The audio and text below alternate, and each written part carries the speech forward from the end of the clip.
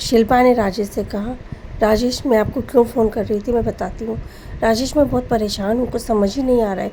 हमें ऐसा लग रहा था हमारी समस्याएं कम होती जा रही हैं, पर यहाँ तो समस्याएं बढ़ती ही जा रही हैं। जो कुछ यहाँ हुआ उन सब के बारे में शिल्पा ने राजेश को बताया। राजेश भी ये बातें सुनकर परेशान हो गया। राजेश ने शिल्पा से कहा, तुमने डॉक्टर से बात की? शिल्पा ने कहा, हाँ मैं ट्राई तो कर रही हूँ, पर शायद वो भी आउट ऑफ स्टेशन गई हुई हैं। उनका मुझे मैसेज आया था और उन्होंने ये भी कहा था कि वो जैसे ही लौटेंगे वो मुझसे कॉल करेंगी। तो मेरी डॉक्टर से भी बात नहीं हो पा रही है, पर मुझे कुछ समझ में नहीं आ रहा है। पता है राजेश, मुझे बार बार ऐसा लग रहा है कि ये रियल स्टोरी है जो वानी ने प्ले की थी, क्योंकि ऐसा ही कुछ मुझे यहाँ देखने को मिल रहा है।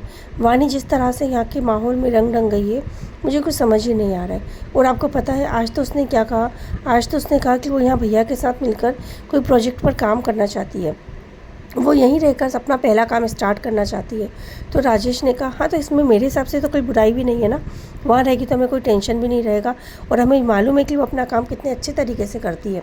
तो मेरे हिसाब से तो इसमें तुम्हें इतना टेंशन नहीं लेना चाहिए ना।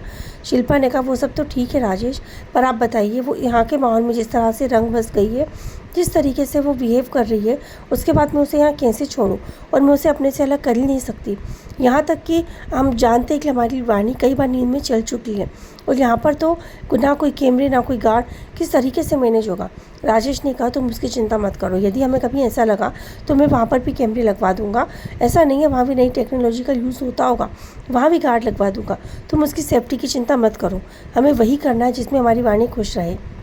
और तुम टेंशन मत लो, मैं भी वाणी से एक बार बात करूँगा और मैंने सोचा कुछ दिन तुम लोग वहाँ आराम से रहो, तुम्हें लेने के लिए मैं आ जाऊँगा और उसके बाद हम लोग डिसाइड करते हैं कि हमें क्या करना है। खैर अभी तुम ध्यान रखो और तुम टेंशन मत लो, हम सोचते हैं हमें क्या करना है।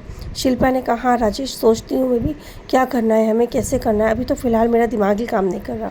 यह कहकर राजेश ने कहा, तुम टेंशन मत लो, सब कुछ ठीक हो जाएगा, अब मैं फ़ोन रखता हूँ। यह कहकर राजेश ने फ़ोन डिस्कनेक्ट कर दिया। शिल्पा मनी मन उदास हो रही थी। तभी उसकी माँ आई और उसकी माँ ने उससे पूछा, क्या हुआ बेटा, तूने डायरी पढ़ ली? शिल्पा ने कहा, हाँ माँ मैंने डायरी पढ़ ली। तभी मनीषा भी वहाँ आ गई। मनीषा ने कहा, दीदी ये लीजिए मैं आपके लिए कुछ लाई हूँ, आप ये खा लीजिए और थोड़ा आराम कर लीजिए, आप बहुत थक गई होंगी, वैसे ही आप जब से आए हो तब से आप परेशान ही परेशान हो रहे हो। शिल्पा ने कहा, हाँ भाभी क्या करूँ, मेरी परेशानियों का अंत ही नहीं हो रहा है। इसके बाद शिल्पा ने मनीषा को और अपनी माँ को उस डायरी में लिखी हुई सारी बातें बता दी और अब ये लोग भी डायरी की बातें सुनकर ये बात तो समझ चुके थे कि ये कहानी जो उसने प्ले की थी वो पूरी सही में माला और बिरजू की थी, वो माला और बिरजू ही थे। अब इसके बाद क्या है क्या नहीं है ये कुछ समझ नहीं आ रहा था। माला और बिरजू की कहानी पढ़ने के बाद शिल्पा और परेशान हो गई थी। वो बार बार यही बोल रही थी, क्या वाणी ही माला है? यदि है तो इसका क्या अंत है या क्या है? मुझे तो कुछ समझ ही नहीं आ रहा, मैं बहुत परेशान हूँ। तभी मनीषा के दिमाग में एक बात आई।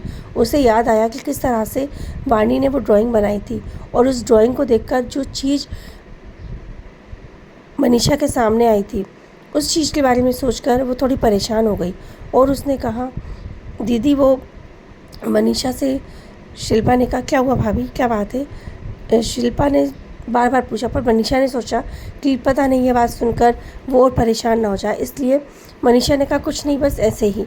उसके बाद मनीषा ने कहा, चलिए हम लोग खाने की तैयारी करते हैं, मुझे ऐसा लगता है ये लोग भी आते ही होंगे। तो शिल्पा ने कहा, नहीं शायद उन्हें आने में लेट हो जाएगी, क्योंकि भैया को पता था मैं आज डायरी पढ़ने वाली हूँ और उन्होंने कहा था ना कि वो बच्चों को घुमाने ले जाएंगे। मनीषा ने कहा, हाँ आज तो शायद वो कहीं ले जाने वाले थे, तो हो सकता है उन्हें लेट हो जाए। खैर कोई बात नहीं, अच्छा है बच्चे थोड़ा घूम फिर लेंगे तो उन्हें अच्छा लगेगा।